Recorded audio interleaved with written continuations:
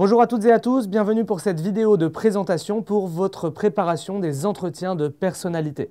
Les entretiens de personnalité, c'est 30 minutes que vous allez passer avec un jury de 2 personnes qui va avoir vocation à vous mettre une notation. Cette note, elle va être basée sur 3 critères principaux. 1, votre expérience et la manière dont vous la présentez. 2, votre motivation spécifique pour l'école. Et 3, l'intérêt global que vous suscitez auprès de ces examinateurs. Je vais vous donner les 5 règles d'or pour réussir cet entretien. La règle d'or numéro 1, c'est de préparer en amont votre entretien. En l'occurrence, vous allez devoir vous préparer pour arriver le jour J en étant déjà rodé. Le jour J, ça n'est pas une épreuve où on teste des choses. Le jour J, c'est une épreuve de récitation quasiment. C'est-à-dire qu'on a déjà anticipé les questions qui allaient tomber. On anticipe le plus possible pour improviser le moins possible. La deuxième règle d'or que j'ai envie de partager avec vous aujourd'hui, c'est de présenter un projet professionnel réaliste. C'est-à-dire que vous allez être interrogé pour une partie de la notation sur la cohérence et le réalisme de votre projet professionnel.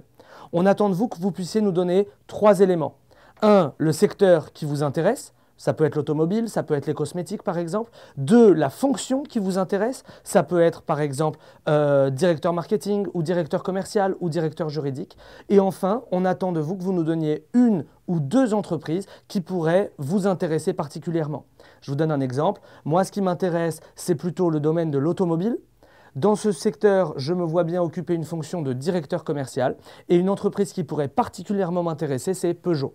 Évidemment, si jamais vous citez Peugeot, si jamais vous citez directeur commercial, si jamais vous citez les éléments qu'on vient d'évoquer, dans ce cas-là, vous préparez tout ce qui correspond à ça. Troisième règle d'or pour la préparation de votre entretien, c'est de préparer en amont 3 qualités et 3 défauts. S'il y avait une question qui revenait à chaque entretien, ce serait celle-là.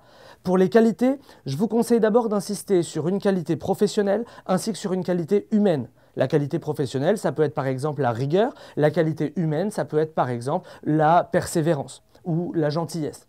Attention sur les défauts, c'est en général plus là que le bas blesse. Ne nous trouvez pas, s'il vous plaît, pour votre entretien, des défauts qui sont en fait des qualités à l'excès.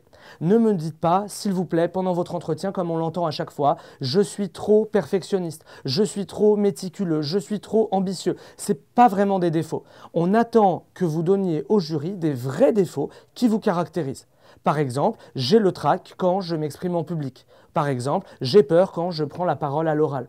Et ensuite, surtout, vous insistez sur des mesures concrètes que vous avez prises pour résorber ce problème. Et comme j'ai compris que c'était un problème et que plus tard dans mon métier, je devrais présenter à l'oral devant des salles pleines, j'ai décidé de prendre des cours de théâtre. Et d'ailleurs, depuis que je prends mes cours de théâtre, j'ai constaté des progrès.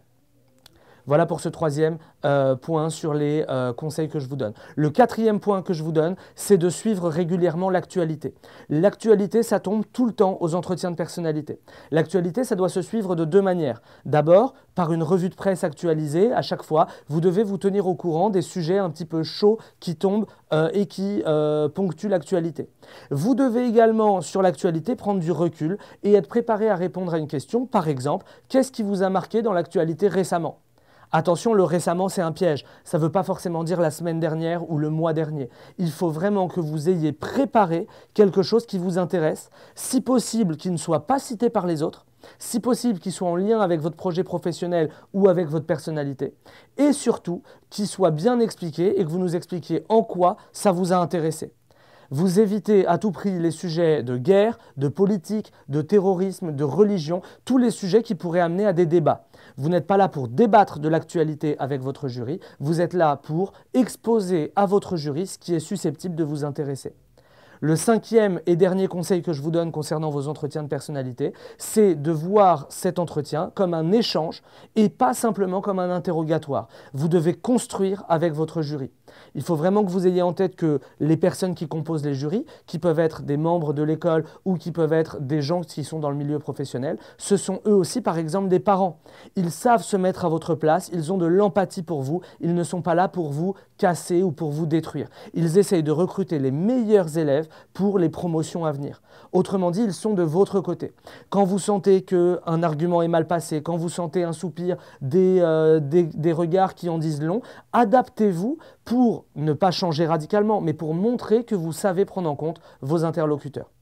Voilà du coup pour les 5 conseils pour l'entretien de personnalité. Préparez-le bien, vous êtes aux portes de l'entrée de l'école, ne ratez pas cette épreuve. À bientôt.